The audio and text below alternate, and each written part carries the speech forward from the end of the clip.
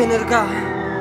காட்டுல இருந்து வந்த காத்து சொல்லிச்சு, நான் போயே ஆகணும்.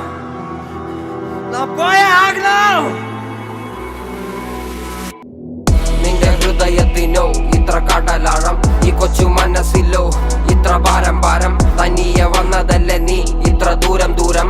ആരാലും കഴിയുമോ നിനക്ക് നീതാൻ പകരം?